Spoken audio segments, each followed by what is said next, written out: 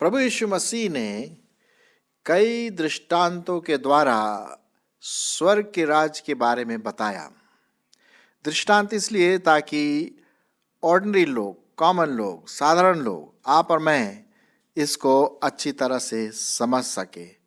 इसीलिए प्रभु यीशु मसीह ने हमेशा दृष्टांतों में बात की। दृष्टांतों का मतलब एक कहानी ले लिया, एक ऑब्जेक्ट लेसन ले लिया, या कोई ऐसी बातें एग्जाम्पल करके जब लिया तो हम देखते हैं कि प्रभु यीशु मसीह ये बातें हमारे सामने करते हैं ताकि हम इसको अच्छी तरह से समझ सके।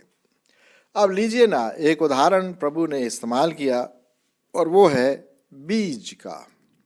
अब जब भी हम बीज के बारे में सोचते हैं तो ज़्यादा हम सोचते नहीं हैं। अगर हम कोई फल खाते हैं तो फट से हम बीज निकाल करके फेंक देते हैं, है कि नहीं?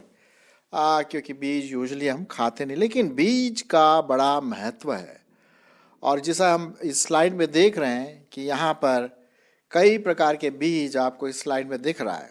और मूंगफली का बीज है, तो कहीं सूरजमुखी का बीज है, तो कहीं पर संतरे का बीज मिलेगा आपको। मतलब हर फल के अंदर आपको कोई ना कोई 1, 2, 3, 4, 5 बीज जरूर मिलेंगे।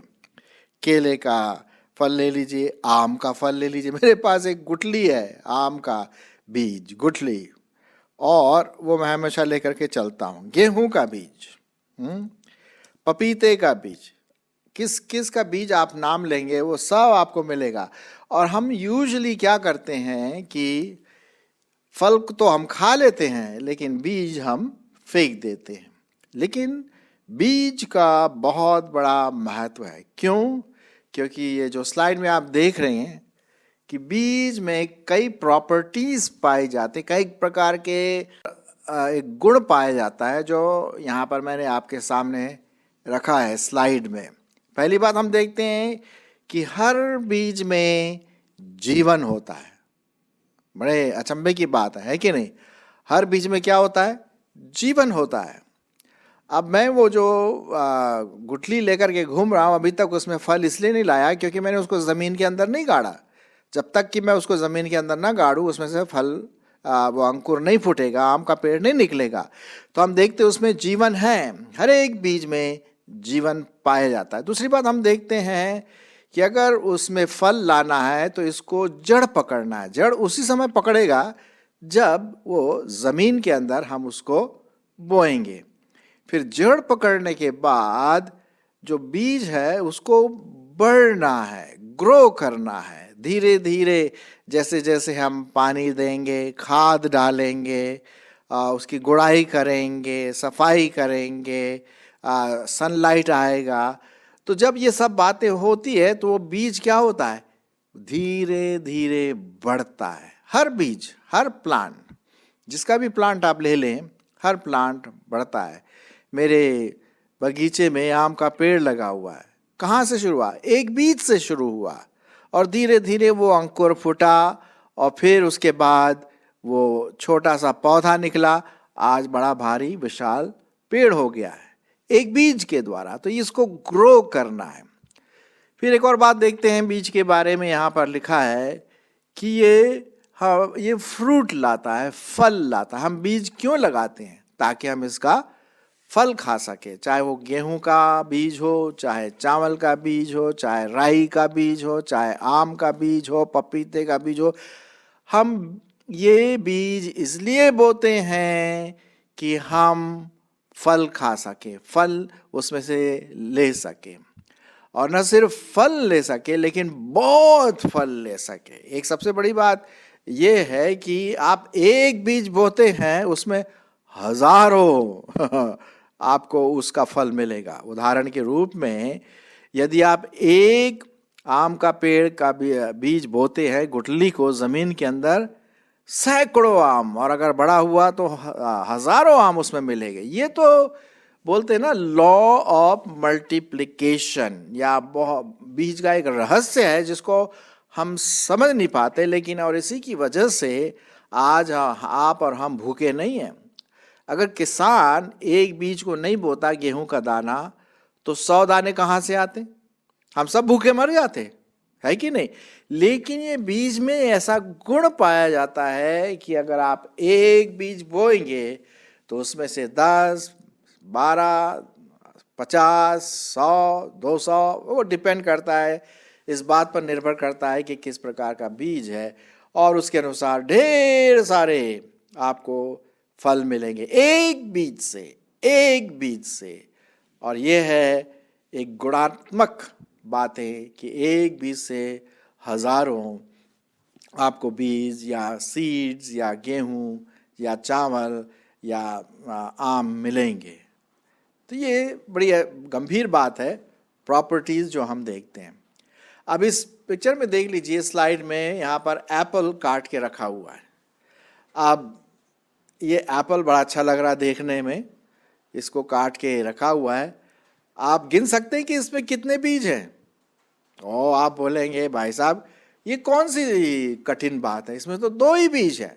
आपने बिल्कुल ठीक कहा कि 2 ही बीज है इसमें, लेकिन इस 2 बीज में कितनी पोटेंशियल है, कितनी सामर्थ्य है, ये कभी आपने सोचा? मैं एक सेब के बगीचे में काम करता था, और वो सेब का बगीचा जो उसका जो मालिक था वो एक क्रिश्चियन था, मसीह था। उसने कहा भाई आप जितना सेब खाना है खाना खा लो, अगर आपको भूख लगी खा लो। और इस सेब की कथा इस प्रकार से, जो हमारे नेक्स्ट स्लाइड में मैं आपके सामने रखा हूँ, जो उसने इंग्लिश में मुझसे कहा उसका मैं हिंदी रूपांतर आपके सामने रख रहा हूँ। इस प्रकार से है कि कोई भी साधारण व्यक्ति, सुनिए, कोई भी साधारण व्यक्ति ये गिन सकता है कि एक सेब में कितने बीज पाए जाते हैं।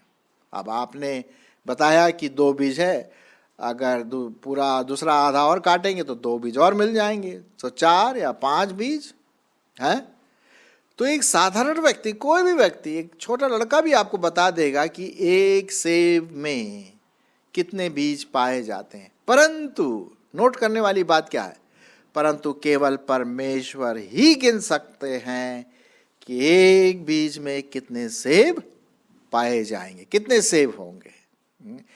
इंग्लिश में इस प्रकार से है कि any fool can count how many seeds are there in one apple, but only God can count how many apples are there in one seed. क्या जबरदस्त बात है ये, बहुत सीक्रेट, बहुत गहरी बात है, सोचने वाली बात है कि हर सीड में, हर बीज में ये इतनी सामर्थ पाई जाती है।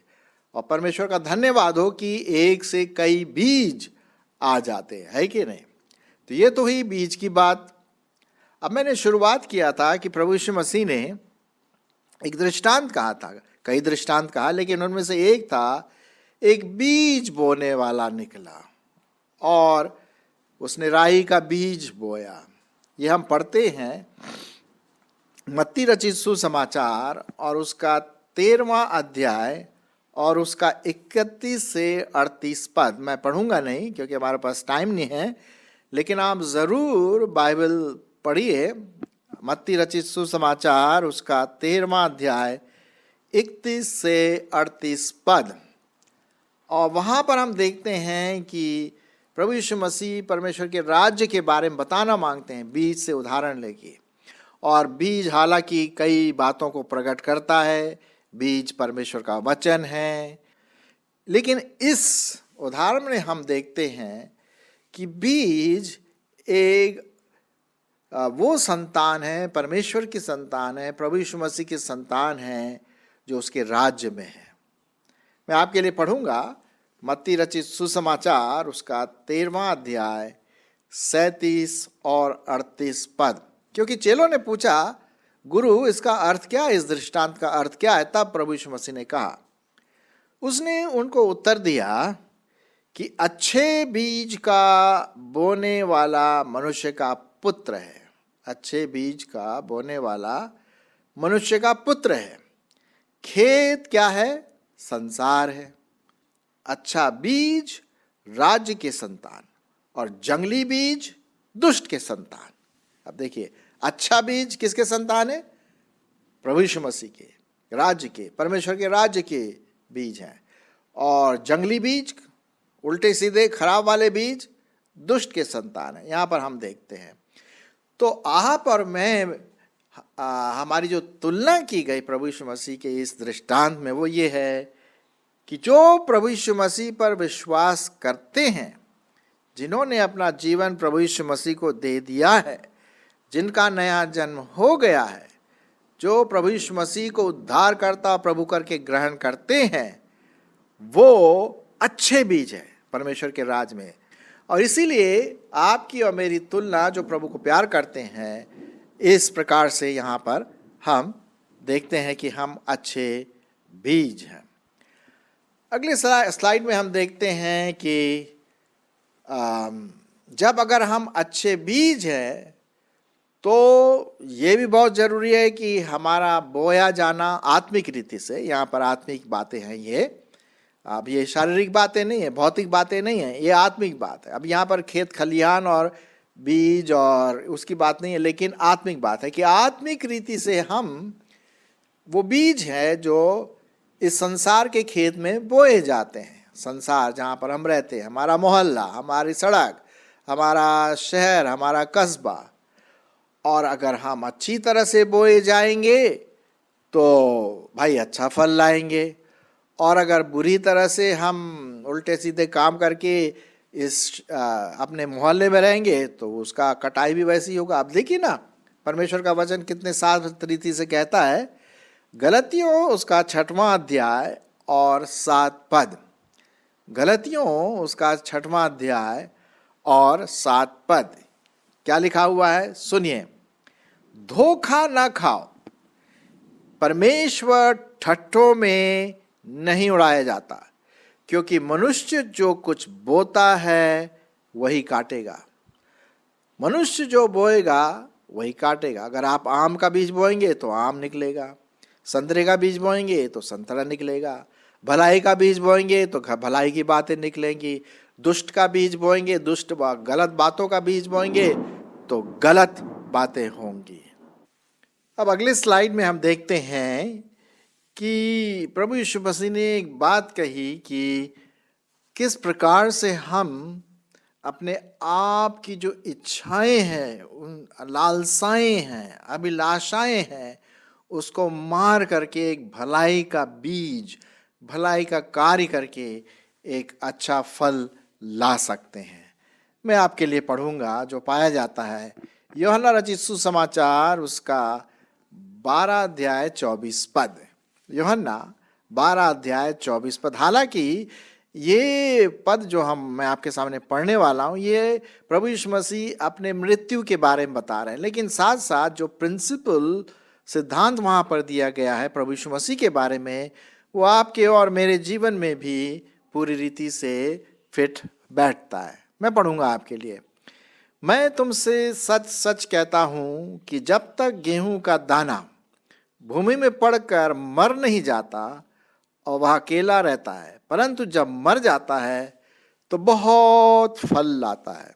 हालांकि प्रभु यीशु मसीह अपने मौत के बारे में बता रहे थे कि किस प्रकार से बलिदान होंगे और तीसरे दिन मुर्दों में से जी उठ करके बहुत लोगों के लिए फल का कारण बनेंगे। आज मैं और आप क्या हैं? प्रभु यीशु मसीह के उस बीज का फल है जो आपके और मेरे लिए बलिदान हुआ। ठीक उसी प्रकार से आप और मैं जो प्रभु यीशु मसीह के विश्वासी हैं, हमको भी अपने आप को क्रूस पर डालना है। और जैसे गलतियों उसके 2:20 में लिखा हुआ है कि मैं मसीह के साथ क्रूस पर मर गया क्रूस पर। अब यहाँ पर एक और पद है, गलतियों 5:24 और 25 में आपके लिए पढ़ना मांगता हूँ। और जो मसीह यीशु के हैं, उन्होंने शरीर को उसकी लालसाओं और अभिलाषाओं समेत क्रूस पर चढ़ा दिया है। यदि हम आत्मा के द्वारा जीवित हैं तो आत्मा के अनुसार यहाँ पर लिखा है चले भी। जी हाँ, तो जब हम अपने आप को, अपनी लालसाओं को, अपनी इच्छाओं को, अभिलाषाओं को जब हम प्रभु यीशु मसीह के साथ क्रूस पर चढ़ा देते हैं, कहते हैं प्रभु ये मैं सब कुछ तुझे सौंपता हूँ, इसको मैं नेल करता हूँ, इसके ऊपर मैं कील ठोकता हूँ ताकि मैं अब तेरे लिए जीऊँ। तो ये बीज क्या है? एक प्रकार से मर गया है। जब तक कि वो बीज नहीं मरेगा, फल नहीं लाएगा। आपको और मुझको मरना है हमारी लालसाओं के साथ, हमारी इच्छाओं के साथ। जो बुरी इच्छाएं हमारे जीवनों में आते हैं, गलत पाप, हमें उसको क्रूस पर ठोकना है ताकि हम यीशु मसीह के साथ उस क्रूस पर मारे जाएं। यहाँ पर ये आत्मिक रूप से लिखा। तो देखिए यहाँ पर हम वो बीज हैं जो प्रभु के लिए जिएंगे, भले काम करेंगे, लेकिन जो हम बोएंगे वही काटेंगे। और ये बात यहाँ पर बहुत साफ रीति से कही जाती है। अब अगला स्लाइड हम देखते हैं, पिक्चर देखते हैं। मैंने लिखा यहाँ पर एक मूंगफली का बीज है और उसको अगर देखें बोएंगे तो कितने बीज निकलेंगे? ढेर सारे, और मूंगफली ही निकलेगा। अगर आप मूंगफली का बीज बोएंगे तो मूंगफली के फल निकलेंगे, संतरे का बीज बोएंगे तो संतरे मिलेंगे, केले का बीज बोएंगे तो केला मिलेगा। कहने का मतलब जो डीएनए बीज में है वही डीएनए फलों में भी मिलेगा, और कोई दूसरा फल नहीं आएगा। जी हाँ, और ये बहुत बड़ी बात है कि जो परमेश्वर के वचन में लिखा हुआ है। मैं आपके लिए पढ़ूंगा कि जब हम प्रभु यीशु मसीह के साथ उसमें गाड़े जाते हैं तो हम भी उसी प्रकार से वो आत्मा अपने जीवन में रहे, वो स्वभाव हम अपने जीवन में लें। फिलिपियों की पत्री और उसका 2 अध्याय और 5 पद। फिलिपियों की पत्री उसका 2 अध्याय और 5 पद। देखिए क्या लिखा हुआ है। जैसा मसीह यीशु का स्वभाव था वैसा ही तुम्हारा भी स्वभाव हो। तो यीशु मसीह का स्वभाव कैसा था? बलिदान वाला, नम्रता वाला। तो वैसे ही हमारा स्वभाव है कि नहीं? और जैसा यीशु मसीह की मानसिकता थी वैसी मेरी और आपकी मानसिकता होना। क्यों? क्योंकि हम प्रभु यीशु मसीह के चेले हैं, विश्वासी हैं, परमेश्वर को मानने वाले, जीवते परमेश्वर की आराधना करने वाले हैं।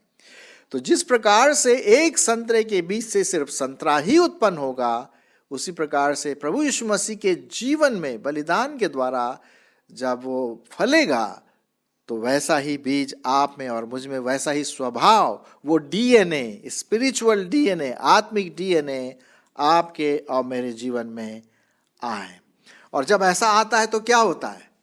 आत्मा के फल हमें नजर आते हैं। आत्मा का फल आपके और मेरे जीवन में आता है जब वो बीज बोया जाता है, जब हमारा जीवन बलिदान होता है, जब हम क्रूस पर अपने आप को मारते हैं, लालसाओं को मारते हैं, तब क्या है? यहां पर लिखा हुआ है आत्मा का फल। गलतियों उसका 5वां अध्याय 22 और 23 पद। ये फल आपको और मुझको अपने जीवन में लाना है भले कामों के द्वारा। हमारा फल, हमारे फलों के द्वारा लोग आशीषित पाएं, परमेश्वर की महिमा हो। यहां मैं आपके लिए पढ़ूंगा। पर आत्मा का फल प्रेम, आनंद, मेल, धीरज और कृपा, भलाई, विश्वास, नम्रता और संयम है। ऐसे ऐसे कामों के विरोध में कोई भी व्यवस्था नहीं। गलतियों 5:22 और 23 में लिखा हुआ परमेश्वर के वचन में। तो मेरे प्रियो, मेरे भाई बहनों, आइए हम अपनी उन लालसाओं को मार डालें। हम फिर से वो बीज बोले अपने आप को प्रभु यीशु मसीह में, और उन बातों को जो हमारे जीवन में मुश्किलें पैदा करती है, पाप लाती हैं, क्रूस के साथ चढ़ा दें, क्रूस पर चढ़ा दें, ताकि हम मसीह में जीवित रहे, जैसे प्रभु यीशु मसीह आपके लिए और मेरे लिए जीवित रहा। और इसी से ये बात यहाँ पर देखता है परमेश्वर के वचन में, जो मैं आपके लिए पढ़ूंगा यहाँ पर अगले स्लाइड में है। मत्ती उसका 7वां अध्याय और उसका 16 से 20 पद। क्या लिखा हुआ है? उनके फलों से तुम उन्हें पहचान लोगे। क्या झाड़ियों से अंगूर या ऊंट कटारों से अंजीर तोड़ते हैं? इसी प्रकार हर एक अच्छा पेड़ अच्छा फल लाता है और निकम्मा पेड़ बुरा फल लाता है। अच्छा पेड़ बुरा फल नहीं ला सकता और न निकम्मा पेड़ अच्छा फल ला सकता है। जो पेड़ अच्छा फल नहीं लाता वो काटा जाता और आग में डाल दिया जाता है। यहां पर हम इस प्रकार से पढ़ते 20वां पद, अतः उनके फलों से तुम उन्हें पहचान लोगे। ये है साहब परमेश्वर का वचन बड़े सटीक रीति से आपके सामने और मेरे सामने रखता है। सो आइए वो बीज जो हम परमेश्वर के संतान के रूप में है, वो अच्छा बीज जो हम परमेश्वर के संतान के रूप में है, अपने आप को बोएं भलाई के कामों के लिए, क्योंकि अच्छा पेड़ अच्छा फल लाएगा, बुरा पेड़ बुरे फल लाएगा। बुरे पेड़ का अंत क्या है? वो काट के आग में डाल दिया जाएगा। लेकिन अच्छा पेड़ बहुत लोग आशीषित पाएंगे और इससे परमेश्वर की महिमा भी होगी। सो मेरे मित्रों, मेरे भाई बहनों, आइए ये बीज जो प्रभु यीशु मसीह का बीज हमारे स्वभाव में बोया जाता है, भले काम करके बो करके हम भले काम दूसरों के लिए लाएं, जिससे परमेश्वर पिता की महिमा हो। हम सबों को आत्मिक फलों से क्या रहना है? लदे रहना है। जी हाँ, love, joy, peace, long suffering, प्रेम, आनंद, मेल, धीरज, कृपा, भलाई, नम्रता, विश्वास, संयम, इन फलों से हम लदे रहें। इस बात का ध्यान रहे कि बीज परमेश्वर का चुना हुआ परमेश्वर के संतान है, जो आप और मैं जो प्रभु यीशु मसीह पर विश्वास लाते हैं। परमेश्वर इसमें आपकी और मेरी अगुवाई करे।